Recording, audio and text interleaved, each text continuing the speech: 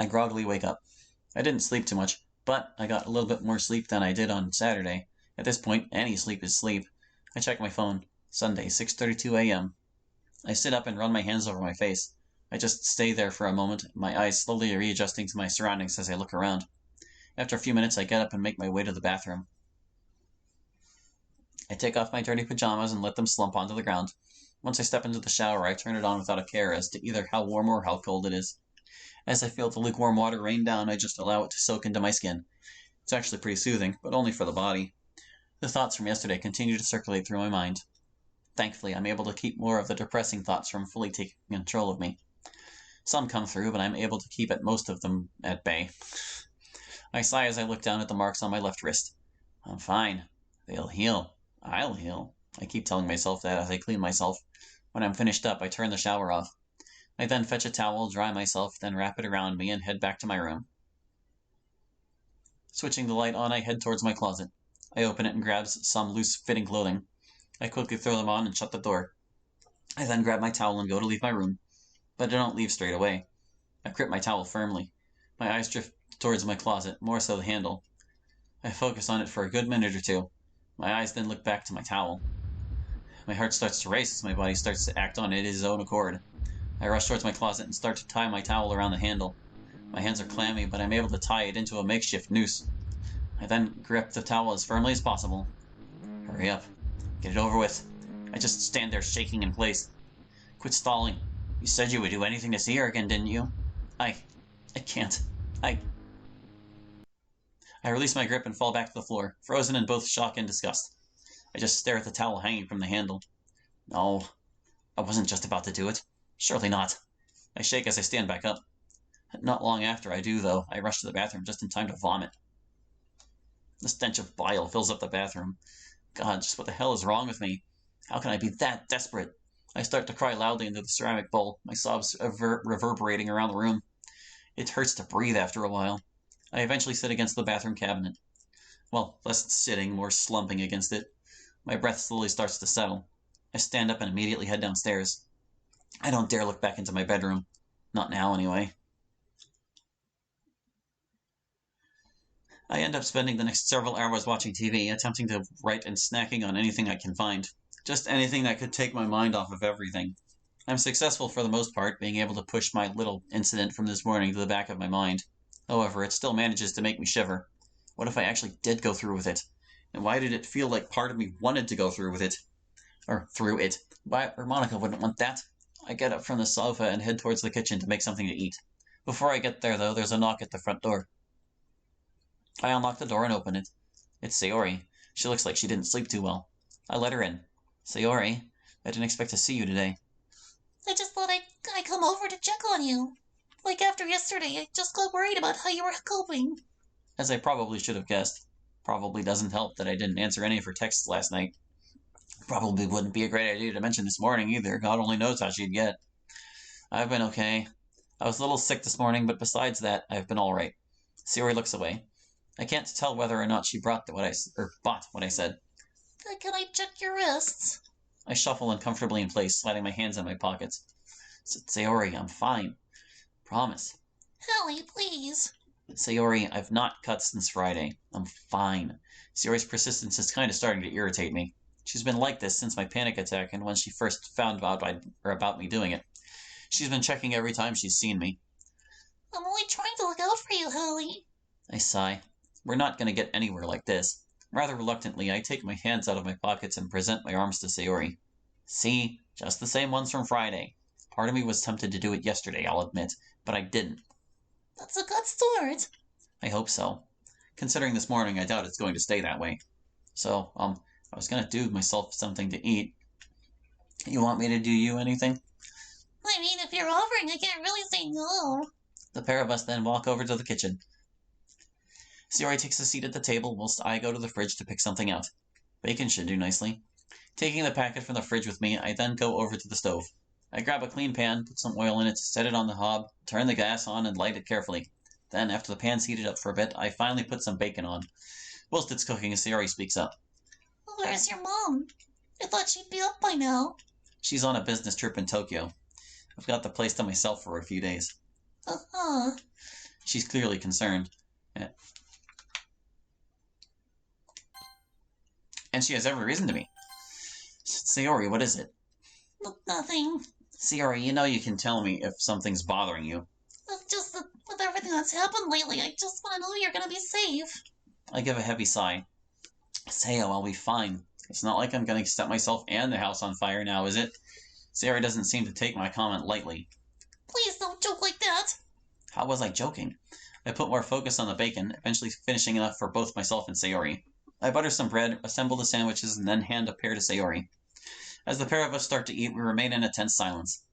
Sure, Sayori and I have had slight rifts in the past, but this silence is unlike any other we've had before. I sigh.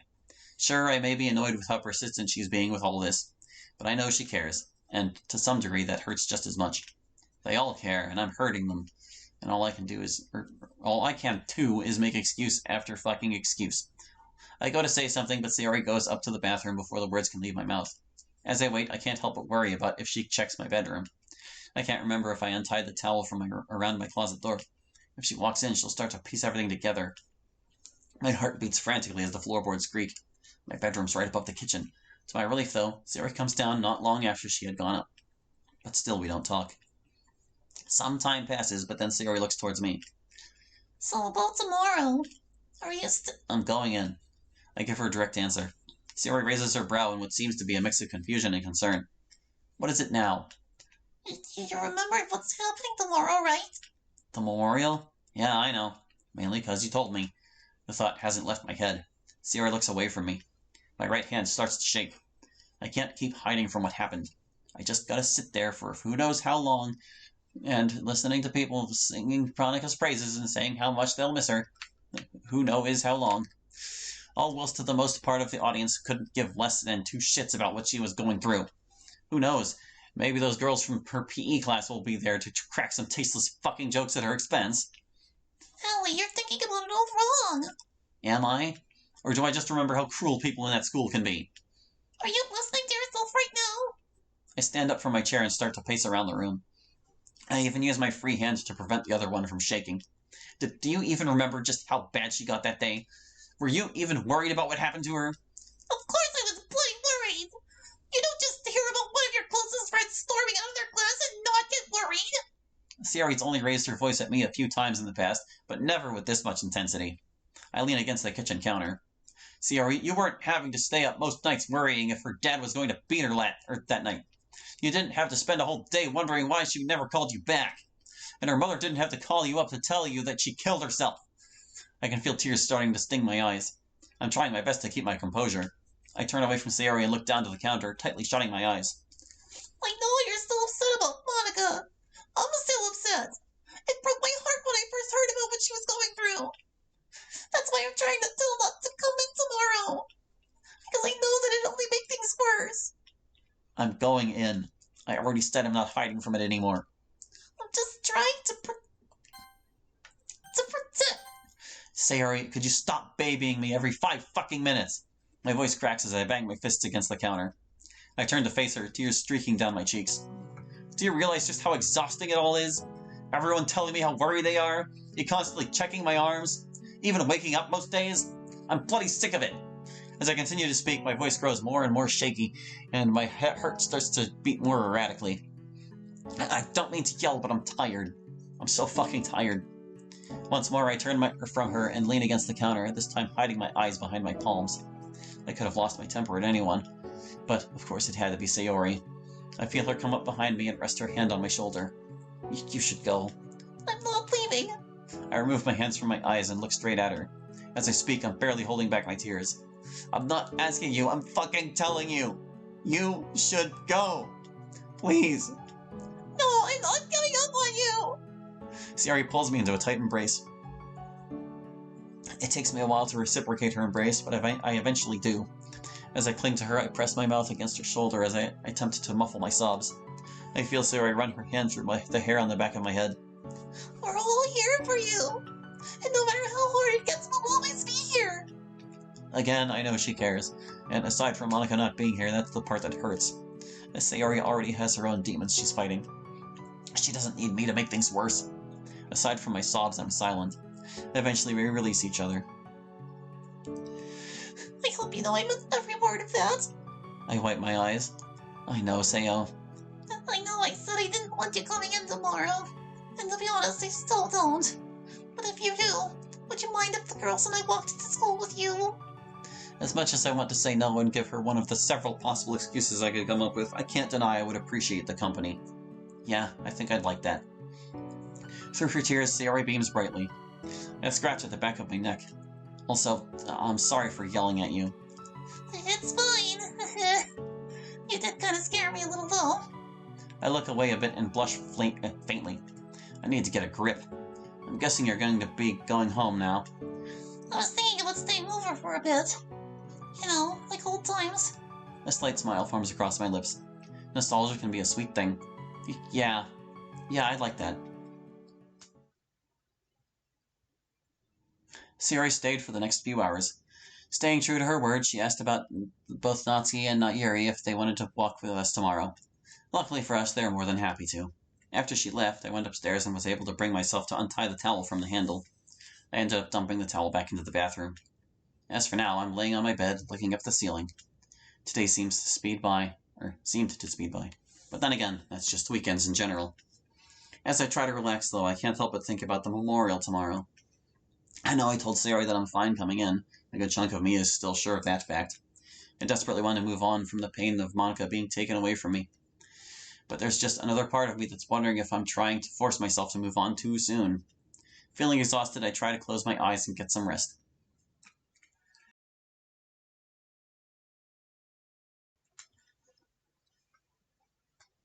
I can't sleep. Like most nights, I just see her. I sit up in my bed and bury my head against my knees. Breathing heavily, my eyes look towards my cabinet. No, not now. You've just barely gone 2 days without it. You can't make it, or you can make a third. I force myself to look away, burying my face deeper against my knees. If I can't see it, I can't be tempted. Right? My eyes go on a constant back and forth between my bed and the cabinet. It lasts for what feels like a good few minutes until eventually they settle on the cabinet. My body takes control of itself once again as my arm reaches towards the top drawer. I open it and pull it out. My eyes scan the sharp edge of the steel as I find myself face to face with my makeshift coping mechanism. My heart plummets. Sucking in the air through my teeth, I press the cold blade against my left wrist. Just one more time, Hallie. One more time. I find myself in a dark hallway. I keep walking, but the hall is never ending. It's a recurring dream I have been having. It's one I can't control no matter how much I try. I know whose house I'm in. Much like every time I've had this dream, I keep walking, trying every door to no avail. Eventually, though, I come across the door I always do. One with a slightly bloody doorknob. That's her door. I grip it tightly, taking in a deep breath. I gently open the I'm forced awake by the sound of my alarm. Thankfully so, I didn't need to see that sight again. I check my phone. 6:30 a.m. I'm actually surprised I managed to wake up on time. The past few times I've used an alarm, I just slept through it. Maybe it's because I know the girls are going to be waiting for me. Maybe it's because of that. Whichever it is, point is I am awake. Thank you. I get up and fetch my uniform from the closet, silencing my alarm as I do so. Before I get my shirt on, though, I look at both my arms with deep regret. I was doing so well. There's some bandages downstairs. I can use them. Taking the rest of my uniform with me, I head to the kitchen. I rest my shirt, blazer, and tie on the table before I start to search for the bandages. I check every shelf and cupboard until I eventually find them. I carefully wrap them over the wounds. My uniform should be enough to hide them. At least I hope so. As I'm buttoning up my shirt, there's a knock at the door. I unlock the door and open it to see Natsuki and Mamoru standing there. They both share a similar look of concern as they look at me. Considering everything that's happened, coupled with my general lack of contact with anyone outside of Sayori and Mom, I can't say I'm surprised. Hey, you two. Hey, you doing okay? I nod. Yeah, I'm fine. Just woke up not too long ago. I don't tell either of them about my dream or what I'd done the night before. I then turn to Mamoru and smile nervously. It's been a while, hasn't it? It has. I'm glad you're doing all right. Hallie, stop fucking lying. How's your mom been doing? She's been okay. Still quite annoyed about having to go on the trip, but still okay nonetheless. Mamoru nods. He then turns to Natsuki. I'll be off now. You got your keys, right? Natsuki takes her house keys from her pocket to show Mamoru. You gonna be back normal time? Yeah, it should be, yeah. Anyways, I'll see you when I'm back. Mamoru waves to me before heading out. As soon as I hear the car leaving, I speak. Quite surprised he came with you. He cares about you too, you know. No, I know that. I just meant I thought he would have been at work already. I mean, I would have just walked down, but Dad woke up a little a little later than usual. So I just decided screw it and asked him to drop me off. She smiles cheerily, contrasting with her earlier display of worry. Knowing Natsuki, though, it's still on her mind. I then head to the kitchen to fetch my blazer and bag, immediately heading back to Natsuki after I do. What do you want to do before Sayori and Yuri get here? To be honest, I didn't really think about that. I just kind of assumed Sayori would have been here before me. I check my phone for the time. 6:58 a.m. Sayori should be up by now. As if on cue, there's then a knock. Once more, I open the door. Morning, Ellie! Sayori's cheer radiates across the room. Yuri smiles warmly in my direction. Considering what's happening today, it's a bit strange seeing their smiles. My best guess is they're trying to remain positive. Morning, it's great to see you both. Anyways, we gonna get going? I know we would be considerably early, but I personally wouldn't mind having a slower walk. If that's okay with everyone. I mean, I don't mind. You two? I look towards both Natsuki and Sayori. I wouldn't mind that. Natsuki nods in agreement. The four of us then walk out. We initially start walking in a group, but I soon end up merely trailing behind them. I end up looking towards the ground. I know they're trying their best to remain optimistic, but I can't. No matter how hard I try to move forward, my mind just ends up taking several steps back. You can't move on. You never will. I look back up to the three girls. You can't keep dragging them along with you. I stop in my tracks and raise my hand to my head. Irritating migraine shoots through the side of my head. My breathing grows heavy as I stand. Eventually, though, I'm pulled back into reality by a hand gently grabbing hold on my bicep. I look to my side and see Yuri standing there, her cheeks rosy and her expression one of worry. Are you all right, Hallie? Seeing Yuri this close slightly flusters me. It's nothing. There was more there because it's just a slight headache. My eyes dart forward to see Natsuki and Sayori way ahead of us. Just how long had I been spacing out? Yuri gently smiles towards the other girls and gestures toward them, presumably to tell them to carry on. I then see them keep walking until they turn a corner. Would you like to walk together? Considering how close she is, I don't think I have much an option. Plus, I didn't really talk to her at the funeral. I mean, we're probably going to be awful company, but I wouldn't mind. The pair of us start to walk in silence. There's this feeling of awkwardness. I can't tell if it's because of how close she is, the small glances she makes in my direction, or something else. Knowing me, though, it's probably my mind making things worse than they seem. Not probably, that's exactly it. After the silence lasts a little longer, Yuri starts to softly speak up. So, I know we didn't talk much on Saturday, so I just wanted to ask how you've been. I already know the answer to that question, but it's something I can't bring myself to admit. I've been fine. Well, not completely fine. I did cry a little when I threw up a bit yesterday. Besides that, I'm fine. I have to say, I didn't expect you to come in today. I was gonna have to come back at some point. I can't stay cooped up at home forever. I certainly can't keep hiding from what happened. It's only after I've said that when I start to notice Yuri getting a little uncomfortable by my unknowingly harsh tone. Sorry, I didn't... You don't have to apologize. I can imagine it's still quite difficult, like, dealing with all this. I exhale. I remember Yuri saying that if I wanted to, I could talk to her about anything that was bothering me. Of course, that was before Monica. Surely the offer would still stand, right? It is difficult. You ever wake up in the middle of the night because it feels like someone's there, only to realize you're alone? She wordlessly fumbles with a strand of her hair. Oh, once or twice. But that was a while ago. Not that I'm trying to compare what you're going through to a silly little fantasy of mine. I just... Yuri is fine, but that's how it feels most nights. I still feel Monica's presence more than I'd like to admit. And sometimes it's hard to tell whether or not that's a good thing. My breathing is slowly building speed once again. You loved her, Hallie. Of course she'll be on your mind. Once again, I'm terribly sorry about what happened. A warm, comforting smile then comes over Yuri's face as she gently squeezes my hand. Never forget that I'm here for you, Hallie. We're all here for you. The look in her eyes, that smile, and her grip on my hand reminds me of how Monica used to be with me. Could she be trying to? No, you idiot, she's just being nice.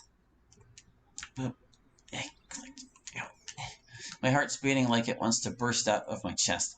It then seems that Yuri realizes what she was doing. Sorry, I didn't mean to. She releases my hand and shrinks into herself. I would tell her it's okay, but I'm honestly speechless. I simply nod and we continue to walk to school in a tense, awkward silence.